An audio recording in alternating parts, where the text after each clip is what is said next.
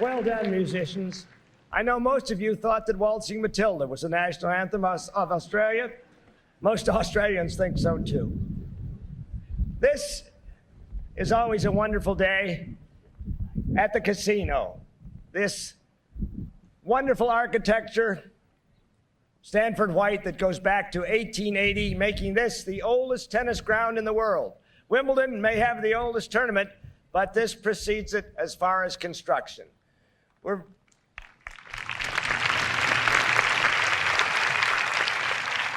very pleased that in 1953, Candy Van Allen said to her husband, Jimmy, why doesn't tennis have a Hall of Fame? That was the germ, that was the idea, and here we are for the millennial class, the class of 2000. First of all, I want you to meet the families who have gathered here for this marvelous occasion. On my right, who's come all the way from Ževnice, the Czech Republic, Martina Navratilova.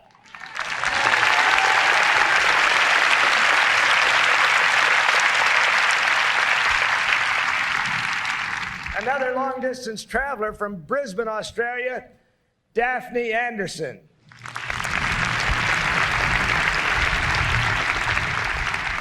You know, Daphne is getting a double dip today because you may have heard of her brother, Roy Emerson, also a member of the International Tennis Hall of Fame.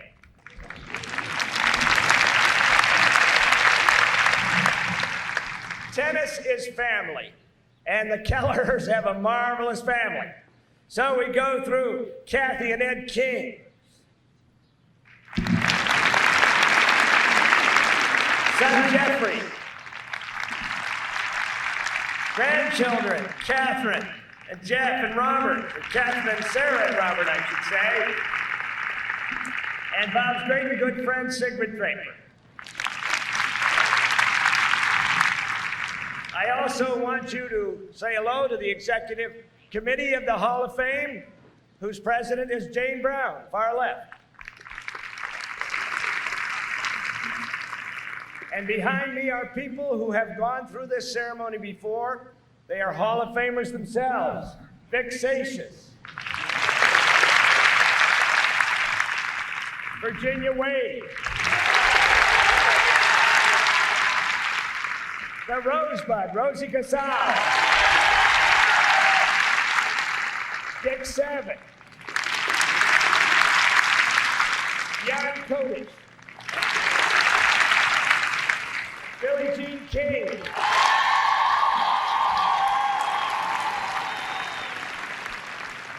Joe Coleman, and I'd like you to meet the Lemon Drop Kid, the only female president of the United States Tennis Association, Judy Levering.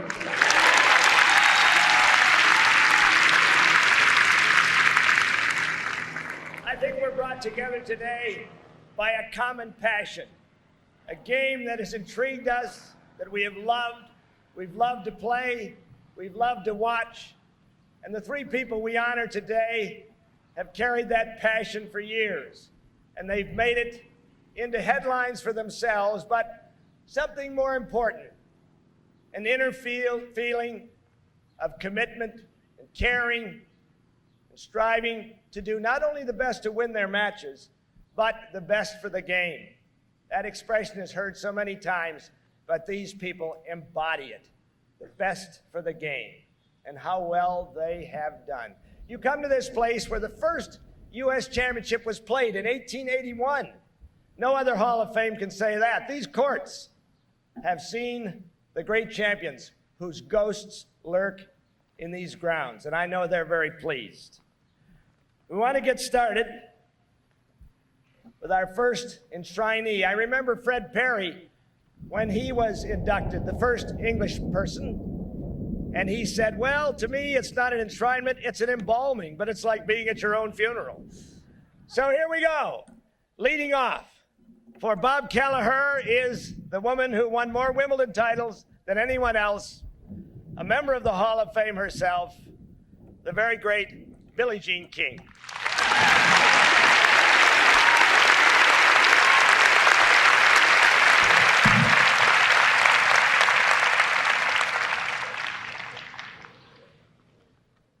Judge Robert Bob Kelleher. Remember that name because it's a very important one. Bob is truly a spectacular man. In fact, his illustrious tennis career started in 1927 at the age of 14 when he moved to Forest Hills. That was when he became acquainted with the West Side Tennis Club.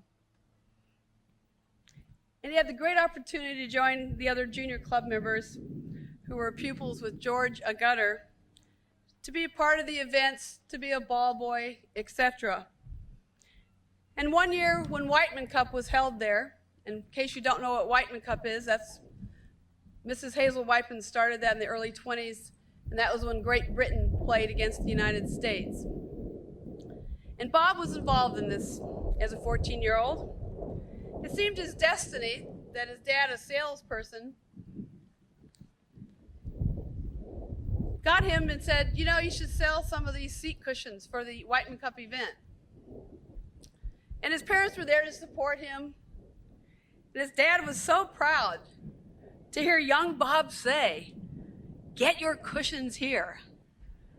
The cushions are soft and the seats are wet and dirty. With that kind of training, his career was off and running. Bob was the New England Intercollegiate Doubles champion in 1933 and won the Eastern Collegiate Doubles the same year. He went on to play the circuit, that's called the grass court circuit in those days, each summer of his college and law school years.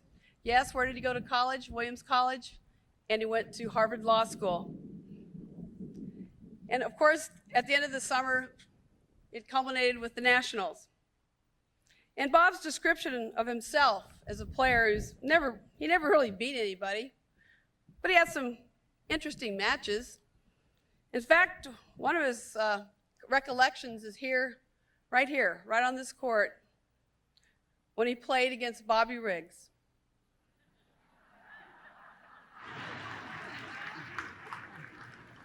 And he said he lost in a close battle. He won the Canadian Mixed Doubles Championship in '47 with the woman who became his wife, Grayson Wheeler. Grayson was number 4 in the country in 1940. His best success on the court occurred as a senior at the age of 45. He and Albert Lewis won the National Senior Hardcourt Doubles Championships 4 out of 5 years, from 58 to 62. And this one, after that, his legacy starts to really pick up as far as its theme of what he really accomplished by the end of his career. His proudest moment is when the Davis Cup finally came back to the United States after losing to Australia for 5 years. His team consisted of basically of Dennis Ralston and Chuck McKinley.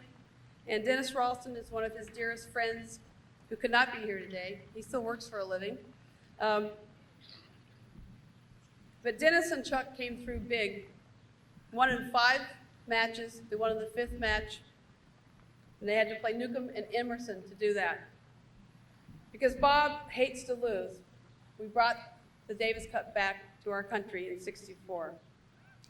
His contributions to tennis are as respected as those he has made in law. Bob received a lifetime appointment from Richard Nixon in December of 1970. He took the bench in 1971. And as we've had a few infamous trials just lately, I always thought to myself, if only Judge Kelleher could be presiding over those cases, because he's a no-nonsense judge. I've had the privilege of seeing him in action in court, and he knows the law backwards and forwards, and he's so disciplined. So I'd only wish that Bob had been in a few of the infamous cases that we've had to endure the last few years. The most important accomplishment, the most important milestone that happened in the 20th century is because of 2 people, Derek Hardwick and Judge Robert Kelleher. When people ask me, what is the most important thing that happened to tennis in the 20th century, that's an easy one for me. It's open tennis.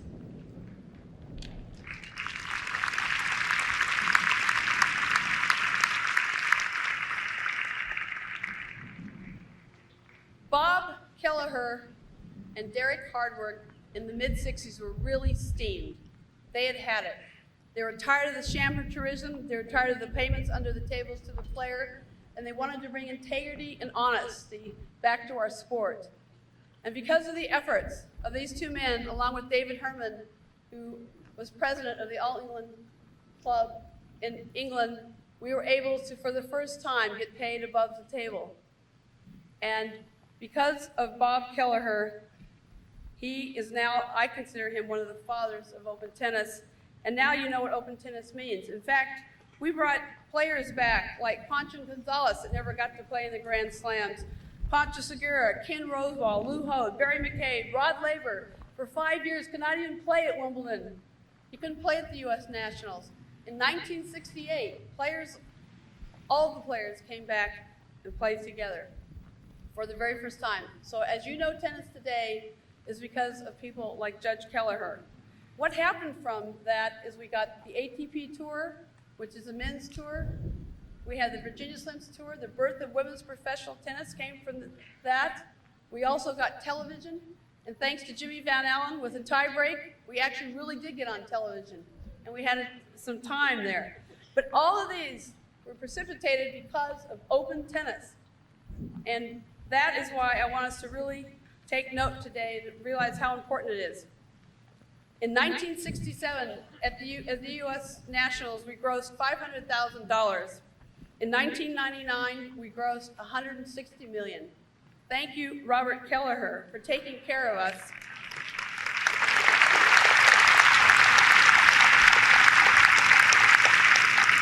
And I know Bob will continue to take care of us by leveling the playing field with a loving gift of open tennis. May I represent to you Judge Robert Bob Kelleher.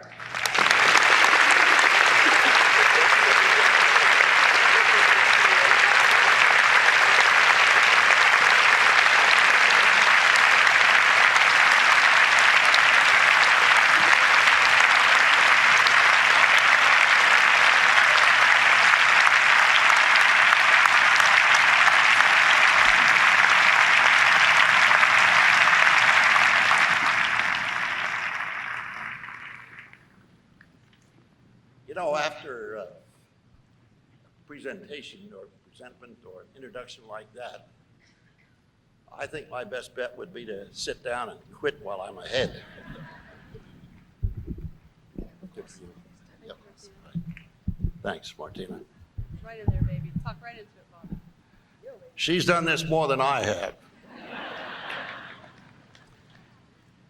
I'm not going to just plain sit down, because on an occasion like this, my heart spills over as I try to express what it means to anyone in tennis to be received and acknowledged in any way and complimented as Billie Jean did, and indeed just to be invited here and to be inducted it's the epitome of all that one could hope for in tennis. I could stop there, really, but someone suggested there's still a few words left over from John McEnroe's speech last year.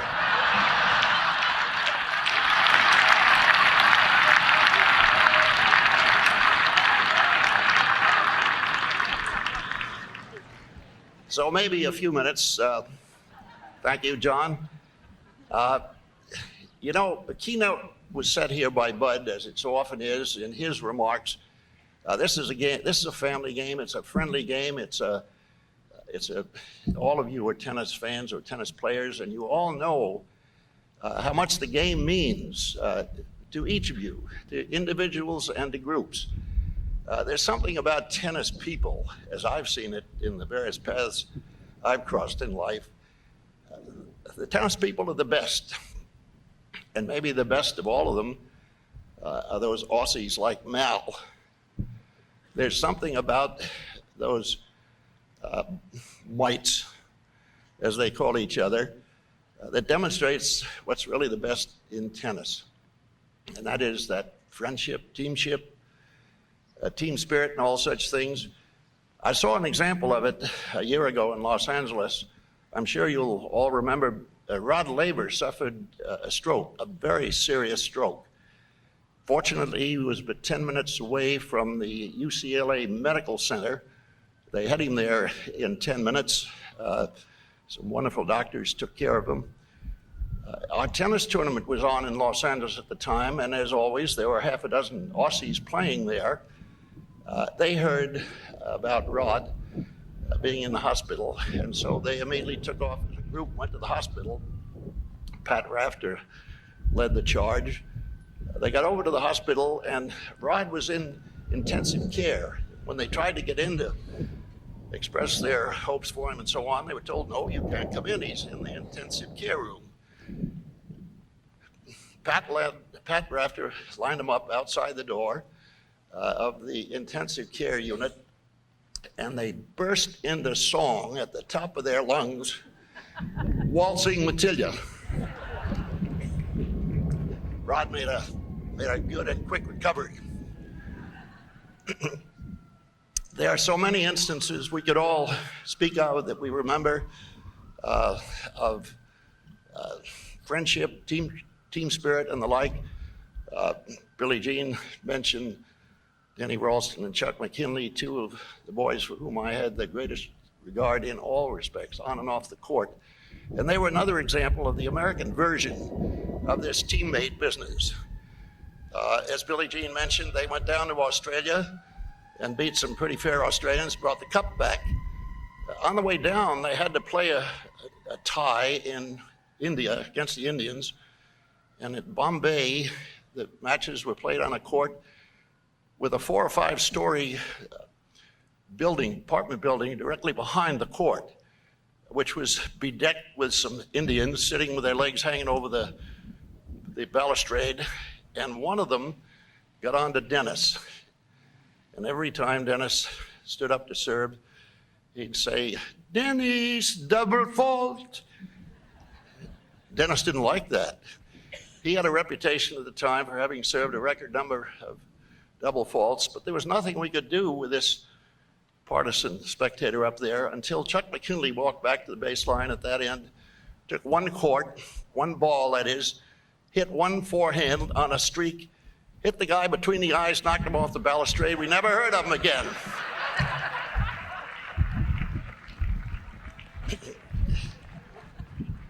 Dennis liked that. If I were allowed more time, I'd talk at length about Chuck. You know, Chuck came in here to the Hall of Fame a number of years ago at a very early age because he was terminally ill at the time. He died very early. And if you speak of Chuck, you speak of one of the great players and persons of all time. He won Wimbledon, for example, without losing a set. Don Budge did that in '38. There was one other instance, I think Tony Trabert did in '55. But that's something you'll never see again, I'm sure. No one can go through Wimbledon, for example, without losing a set. But Chuck could, and he did, because when Chuck came, he came to play and to win. In fact, his very spirit was, we got to win. I remember I took him to dinner in New York one time to a fish restaurant. We had lobsters in the half shell. When they brought Chuck's lobster out to him, it had a claw missing. And he called the captain over. He said, "Hey, take a look at this. Something wrong with this." And the captain said, "Well, my good man, you must understand, these lobsters are denizens of the deep. They get into fights down there, and they sometimes do some serious things." Chuck said, "Yeah, I understand that. Take this one back and bring me a winner."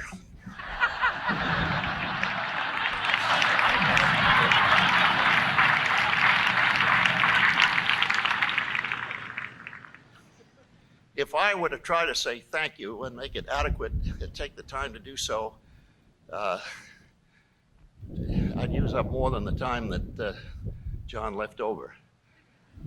To all of you, Mr. Chairman, Mr. President, to your board, to Tony Trabert, Chairman of the committee, and all of you who make this place so magnificent, but who somehow managed to get, I guess, in the side door of the Hall of Fame, you let one stuffed shirt get in. Thank you.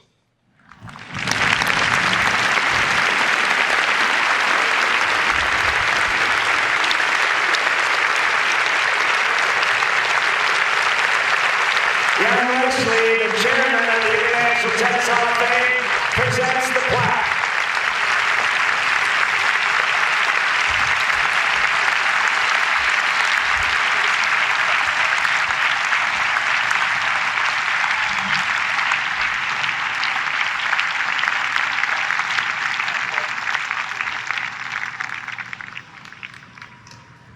Robert Kelleher. We all who have known him have great memories of this man.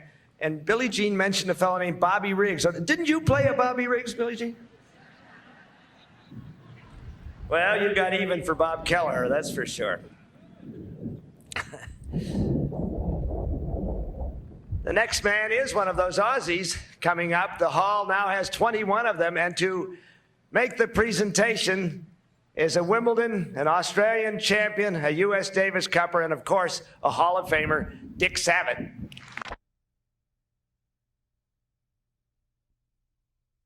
And of course, a Hall of Famer, Dick Savage.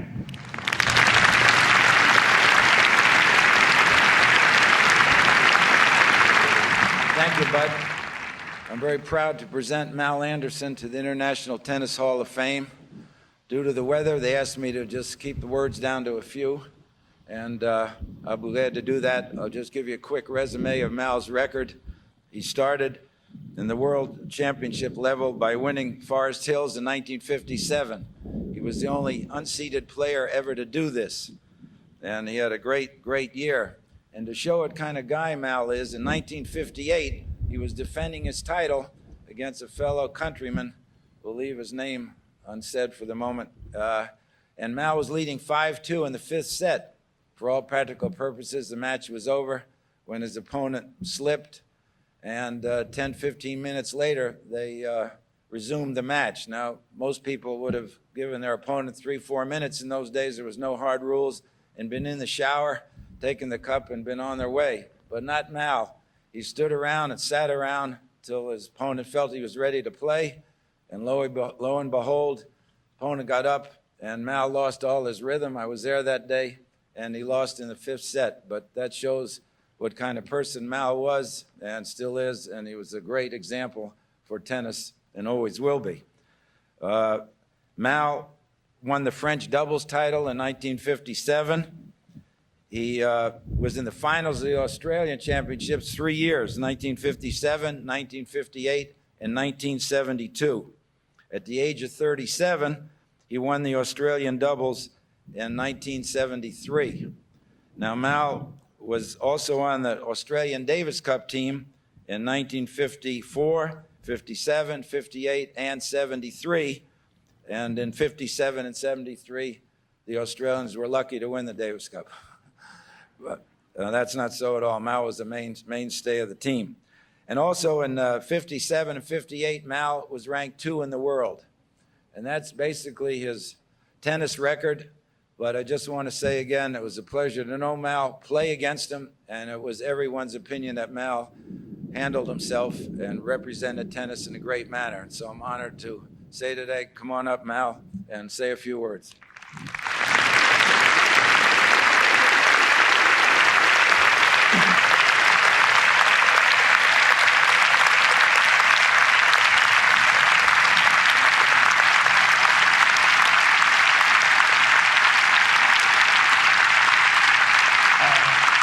Thanks, Dick, for those kind words. I remember playing against Dick at Orange in New Jersey in '57. I was playing very, very well at that time, and I think I had to play Dick in the quarterfinals there, and I thought, I got a good chance. I thought I played a great match, but I came off second best, 6-4, 6-3. And I thought, gee, what have I got to do, to win? And here's a guy who really had sort of passed his peak, and and that didn't help either. But then getting through, I ended up having to draw him in the round of 16s in the US Championships in '57. And I thought, oh gosh, not him again.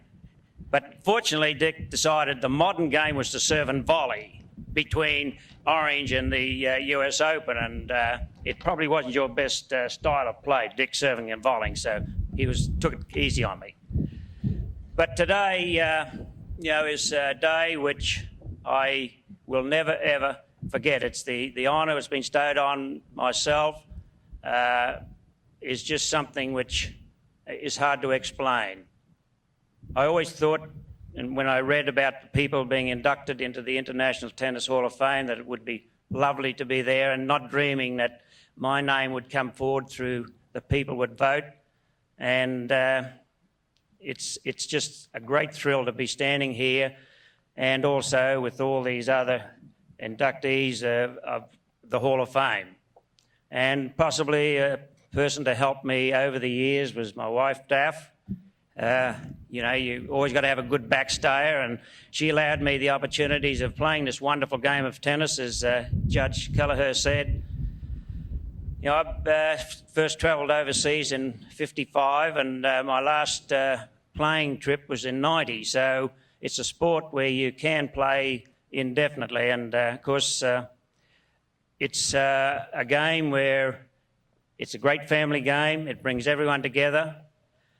And you've got to learn to handle the highs and the lows. And we were very fortunate in the 50s. We used to travel with a chap called Harry Hopman, the late Harry Hopman. He used to be the captain of the Australian Davis Cup team.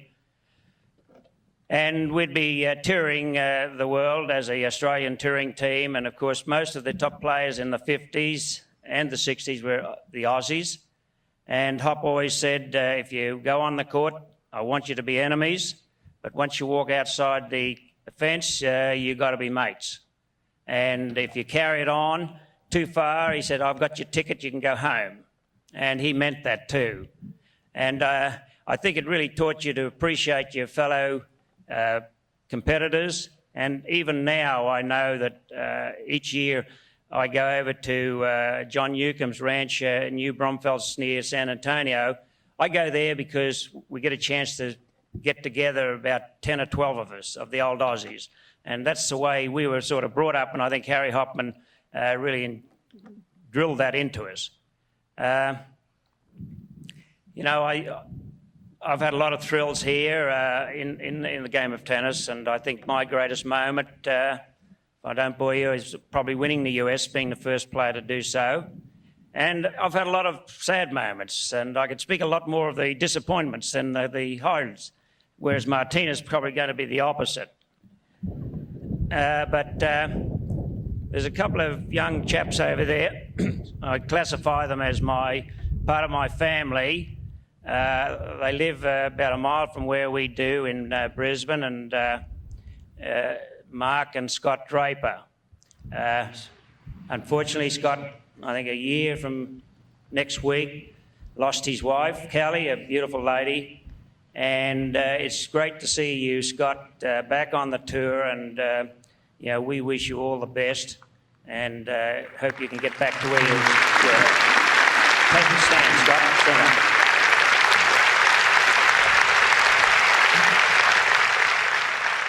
And his elder brother, Mark, he's a better tennis player, except he doesn't believe in himself.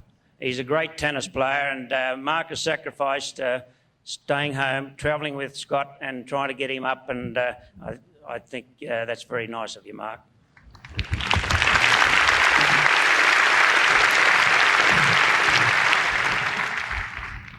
To everyone that's involved in the International Tennis Hall of Fame, president, chairmen, committees, Daff and I would like to thank you very, very much.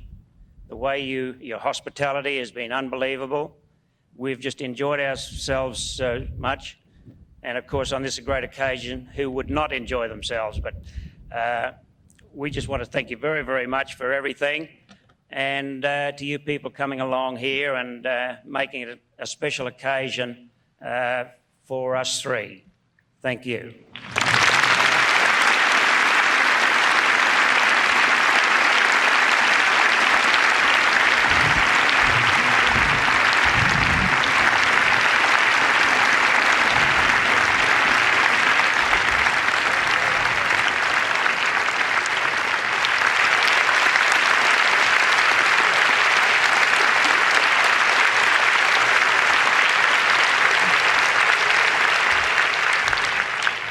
Well, we've got those three country boys from Queensland now, that vast territory. Roy Emerson, Rod Laver, and now Mal Anderson. Mal, who beat the number 3-2-1 seeds to win in 1957. He was unseeded.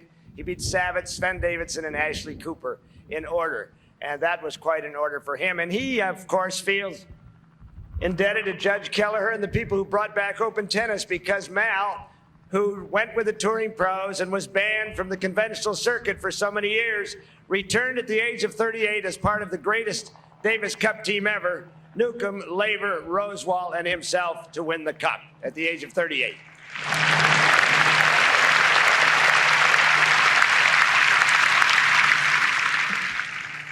He got thrown, they called him Cowboy, and he was the genuine article. He got thrown from so many horses, he figured there was a better way of life, and he took up tennis. We come to a woman who won a tournament right on this court in 1984. This is the wonderful thing about our Hall of Fame in tennis. Nothing ever happened at Cooperstown. I'm not trying to put down baseball, but it all happened here. And to introduce her is a finalist in the 1977 U.S. Open doubles, Dr. Renee Richards.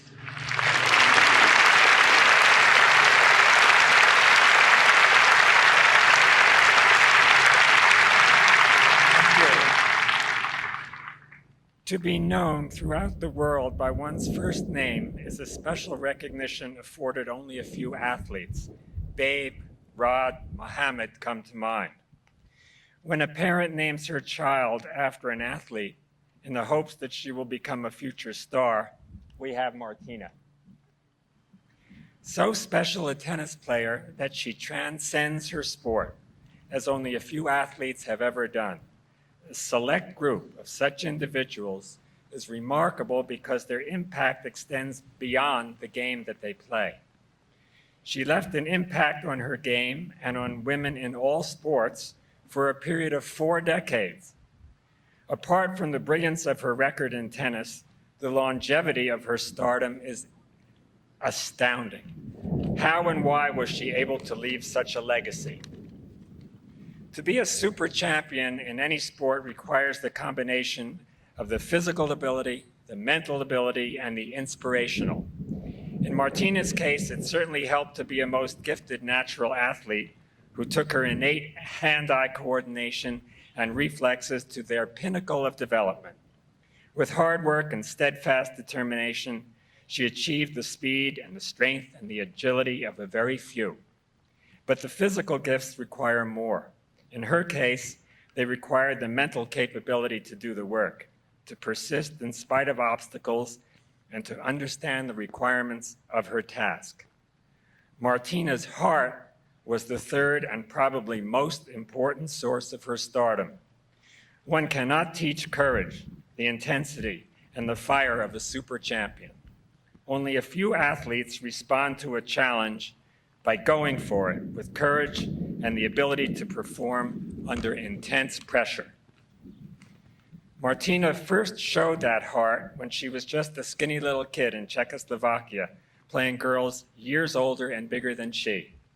And she showed a fearlessness and a daring when she defected from her country and left her family at the age of 18, a challenge that those of us in America can barely understand. And like all super champions, she was fortunate enough to have opponents who made her respond to the challenge of an equal star. How wonderful it was that she could respond to the challenge of Billie Jean King, Chris Evert, Monica Seles, and Steffi Graf over a period of 3 decades. Martina played both instinctively and inventively, and her adventurous nature made her dangerous on the court. With creativity and passion that was mercurial. Her matches with Chrissy and with Steffi will be remembered for generations. And now it seems like she's going into her 4th decade of brilliance.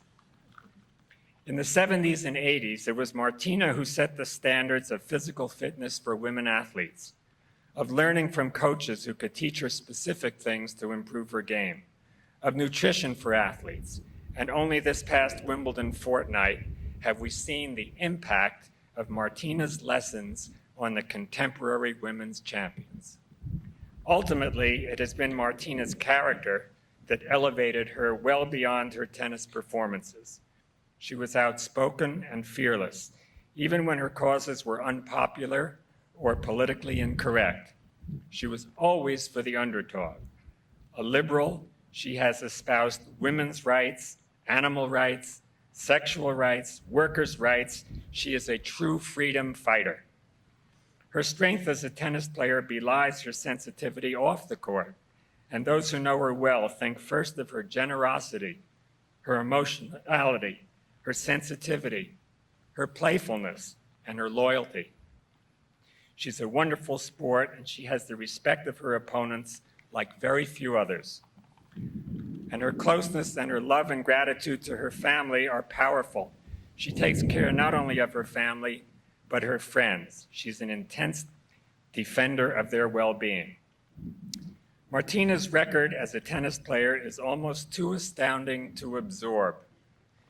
She won more match victories in singles and doubles than any other player in history. She won 18 career singles titles in Grand Slam events, including a record 6 straight Wimbledons and 9 singles titles in all.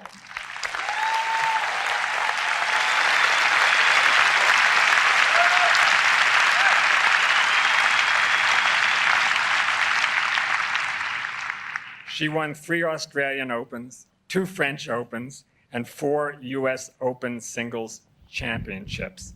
How remarkable it was for a woman to serve and volley and win the French Open on clay.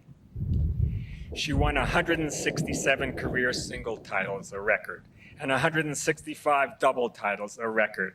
And she and Pam Shriver became the first women's doubles team to capture the Grand Slam.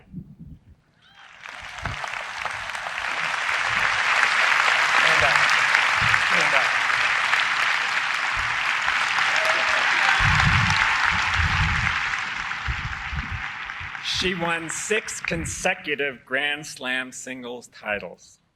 She was named Female Athlete of the Decade for the 1980s, and she is one of the top 50 athletes, men and women, on the ESPN Sports Century list. As amazing as her record has been, it is the performances against her legendary competitors that are remembered by everyone in tennis. She raised the bar and set the goals for future players to strive for. She raised it, and she keeps raising it. For a moment, please, close your eyes. Picture a grass court like this one in the center of an old wood stadium, miles away across the ocean, filled to capacity, silent. The server stands at the baseline looking toward the ad court, both arms hanging down in front of her, racket held loosely in her left hand. Both arms come up slowly, in unison. The right arm straight, the left arm bending, elbow up, racket head behind her back, in perfect rhythm. Her shoulders turn, her weight comes onto her right side. She leans into the court, and then like an explosion, she propels herself up. The racket strikes the ball, and it rockets over the net, a withering, slithering missile landing in a cloud of chalk dust in the backhand corner of the service box, the ball slicing out wide of the sideline. The return is headed for the line. The server streaks towards the net, racket in front, and as she reaches the ball, hardly breaking stride, in perfect balance, knees bending, shoulders turning slightly to the right, and before the ball drops too low, she crushes the volley into the open court for a winner. The stadium erupts. Magnificent Martina, the champion for all time.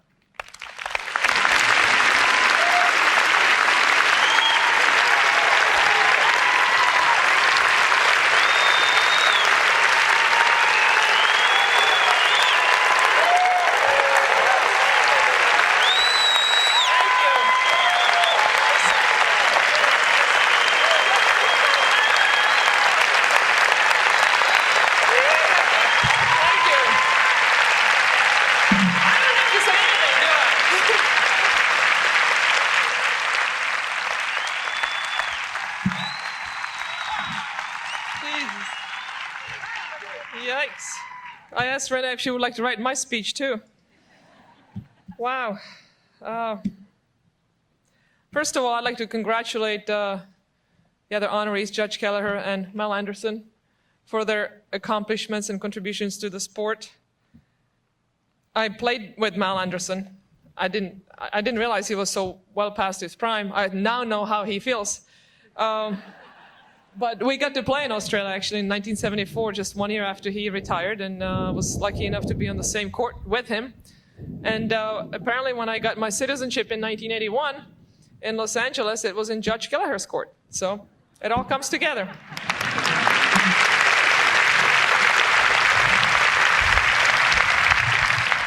It is a nice and cool day today, so to those of you still recovering from the John McEnroe speech of last year, don't worry, I will not speak for 50 minutes. I will keep it a little bit shorter, but it is nice to indulge yourself and be able to talk about yourself without feeling guilty or without having to pay somebody to listen to you. So I would like to tell you a few stories from my childhood. I was just this last week back in the Czech Republic in my hometown, playing on the old courts that I grew up on, and so I had time to reflect on some of the moments there. My parents actually met at that club. We used to have to fix the courts in the spring. That was our membership dues, by spending about 20 hours pulling the weeds and putting the clay on, etc. And my mother and my father met through me, because when my father would take the clay to the court on the wheelbarrow, and on the way back I would get in the wheelbarrow and he'd wheel me down. I was about 3 years old then.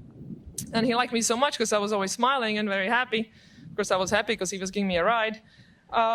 That's how my parents met. And so tennis not only brought my parents together, but then my parents being together brought me to tennis. So it just comes in a big circle. I used to just hit against the wall. I had my grandmother's racket, which was an old big wooden thing with a wooden handle, and couldn't hold it in one hand, so I just hit two-handed backhands against the wall, pretending I was Billie Jean King and Rod Laver and Roy Emerson and all those wonderful champions.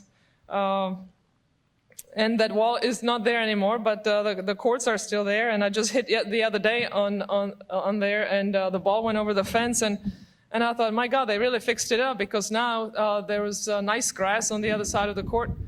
When I was there were bushes, and I didn't want to go there because I was scared. who knows what was going to be there. We, of course, didn't have any lights. There are still no lights there now, but thank God for that, because otherwise I'd still be there hitting with my father. When he was trying to teach me the strokes, I don't think there was ever any shot that I hit that he didn't have a comment on it. And we would just be there until we got it right. That night, of course, we ran out of daylight, thankfully.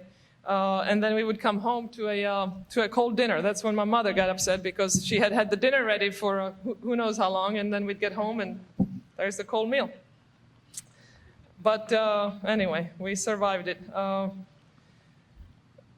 I remember playing my first tournament. I was 9 years old. Back then, the tournaments were 12 and under, and I was by far the youngest and smallest one out there. My father had to convince the tournament people that I was able to play the tournament and compete against girls that were, 2 heads taller than me.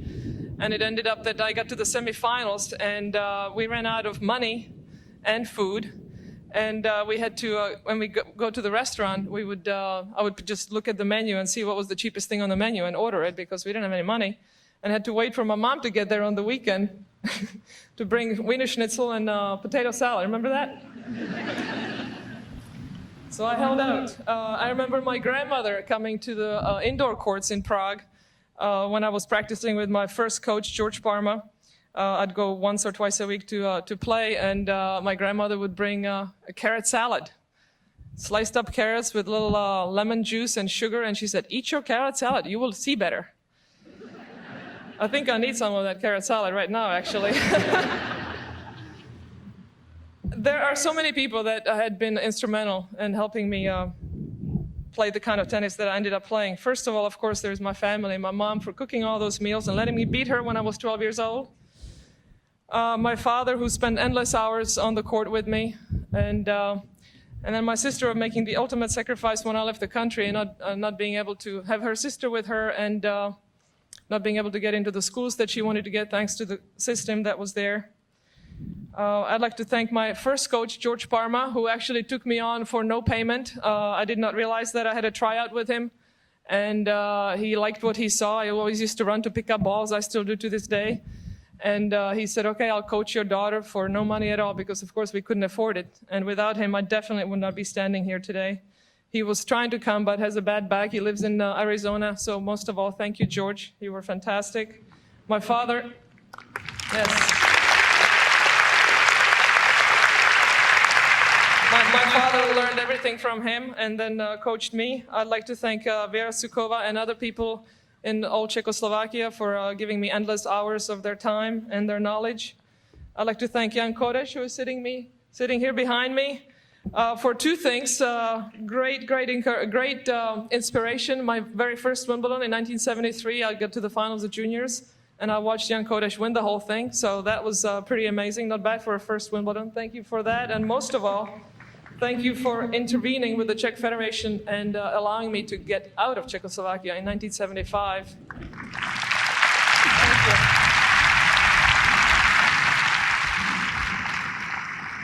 you. You have no idea what he actually went through to do that, because he was risking a lot, and I will always appreciate it. I'd like to thank Sandra Haney for helping me organize my head. I was a bit of a hothead in my early years, and giving me the knowledge to organize my head when I was playing and not beat myself on the court. I'd like to thank Roy Emerson for being my coach in team tennis way back in the Boston Lobster days, 1977-78. Without him, I would not have won that first Wimbledon. There's no doubt about it. So Daphne, please tell him thank you for me. I'd like to thank Nancy Lieberman for making me realize that my time was running out and I was wasting my talent. And finally, at the age of 25 years and about 9 months, I finally decided to commit myself to the game and really get myself organized. And without Nancy, I don't think I would have had the knowledge to do that. I really thought I was doing pretty good, won a couple of Wimbledons, and I had been number 1, number 2, but I was really wasting my talent. So Nancy got me off my behind, and lo and behold, a month later, I ran into Renee Richards at the U.S. Open when I was running out of partners to practice with, and Renee said, "Well, I'll hit with you, I'll help you, come on." And for the next 3 years, she helped me out. and really helped my game in an amazing way. Mike Estep.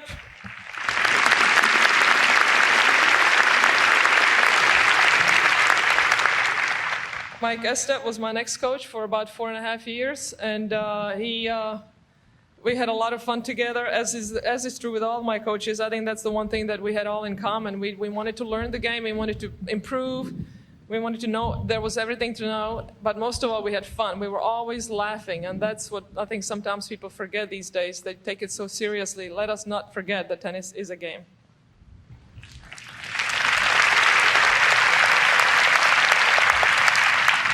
See, that was Randy Crawford, my hitting partner in '87. Tim Gullickson helped me in '88, but felt that actually he admitted at the end of the year he had to go back to his family. He was traveling too much with me. Then he ended up coaching Pete Sampras, but he told me he was too easy on me because I was a woman. I'm like, Tim, make me run, please. He finally figured it out, so then he ended up coaching Pete instead because he didn't feel guilty about that, I guess. And then finally, in 1989, I asked Craig Carden to be my coach, and Craig and I finished off my career for the next 5 years. We were together, and when we first started working together, I was in a bit of a slump, and I wasn't sure what was going on. Independently, we both asked Billie Jean King for a little bit of help. Little did she know what she was getting into, because for the next 5 years, should I say this, Craig? Craig and I would practice all the time, but once in a while Billie would show up and start yelling, and we go, uh-oh, the bitch is back. That was a song, you know, John. Just start singing the song. But it was really Craig and Billie Jean that helped me win that elusive 9th title when I was well past my prime. The knees weren't holding up very well, but somehow the body held together long enough. I'd like to thank all my sparring partners over the years, doctors that kept me together, homeopathic people, osteopaths, massage therapists, people that I lifted weights with, people obviously that are all here, my friends and family, and people that couldn't be here. I'd like to thank my dogs for keeping me company throughout my career. Even all the girlfriends who suffered through all the matches from the stands, wherever they are. I'd like to... yeah, they're suffering. I'd like to thank my opponents over the years, because you really are, in tennis, you are depending on your opponent. You are only as good as your opponent. I was very lucky to play against some amazing champions, Margaret Court, Virginia Wade, Yvonne Goolagong, of course, Chris Evert, Billie Jean King, then the new generation with Tracy Austin, Andrea Jaeger, Steffi Graf, Monica Seles. I played just a couple of weeks ago against the Williams sisters. I mean, it just doesn't get any better than that. So I would like to say thank you to all the wonderful opponents. I would like to say thank you to my wonderful partner, Pam Shriver.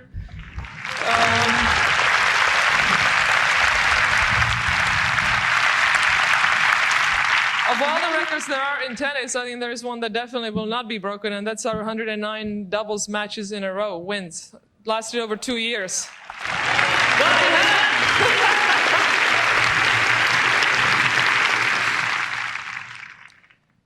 I must say, I was not surprised that when I was inducted into the Hall of Fame, that would not be true if I said I was surprised, but it is absolutely true to say I was completely honored to be inducted, to be here today, standing here, being a part of a building that houses not only the history of tennis, but the future of it as well. You know, when you start playing tennis, you hope you win Wimbledon, you hope you win some tournaments or make a mark, but the Hall of Fame, that's not something that even comes into your head. So it is an overwhelming honor for me to be here, to be able to share it with my mom, who suffered for many, many years of me being there and my years of not being there. It's been a long process.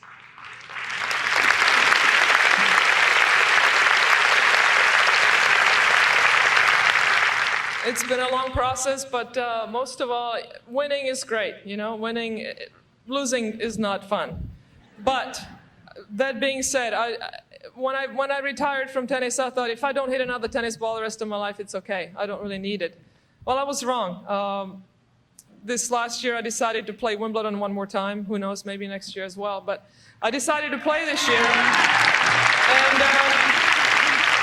I thought we would have won more matches. As it turns out, the 3 out of the 4 tournaments, we lost to the eventual winner. So we have nothing to hang our head about. Marianne de Swart, my partner and a good friend.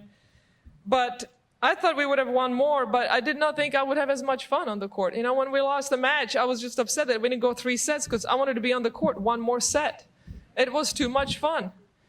And it's not the winning or the losing that's the bottom line. The bottom line is really staying in the moment, enjoying the process, and enjoying the game of tennis, which is just an amazing gift to all of us.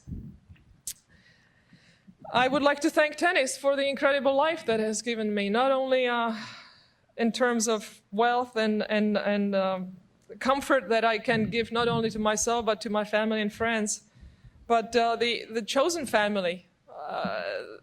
Every single person that is here today, sitting here, I met through the game of tennis. And that's an amazing thing, you know, when you just play a game and then it ends up running your life. Pretty overwhelming. So when all is being said and done, I know that I have given a very good part of my soul to the game of tennis. But as in life, when you give, you receive. And I must say that tennis has given me soul, and that debt I can never repay. Thank you very much.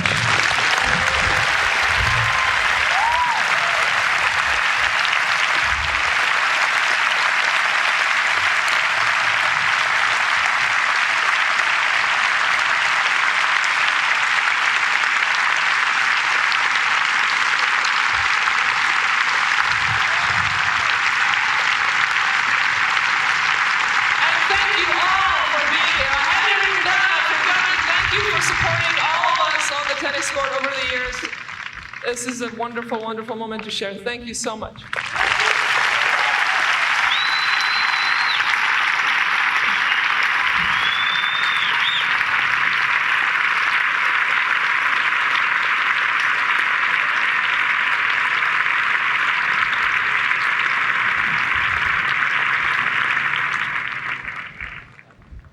I understand. I will. Yeah. What a marvelous afternoon. Renee Richards, your introduction made every sports writer, including me here, very jealous. It was terrific.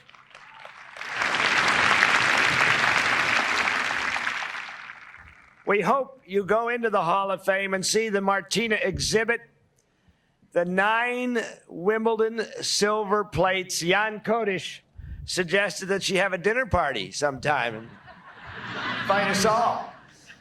She might do it, you never know. I was privileged to go to that small club, Zhevnica, in 1990.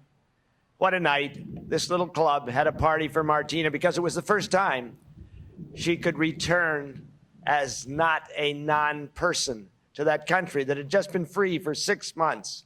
Her sister Jana came, her mother, her father Mirek. And as we were walking home, I don't know, Craig Carden was there, Jan was there. I don't know what we were drinking, but I know I was singing in Czech. But we were all crying. It was marvelous. She saw all these old people, everybody she'd ever played with, and now they felt free to embrace her. Couldn't do that when she was there in '86. And as we were walking home, she said, you know, this is the first time that the whole family has been together in 15 years. It was wonderful.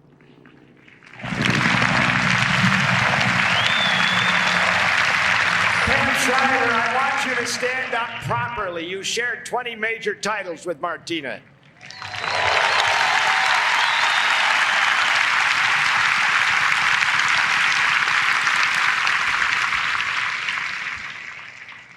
Thank you, everyone. You're actually going to see some tennis very shortly, but this was a moment we'll always remember. The class of 2000, the Saints have marched in, the ghosts are watching, and Martina and Mal will take their victory lap. Bob Kelleher says he'll watch and clap. Go to it.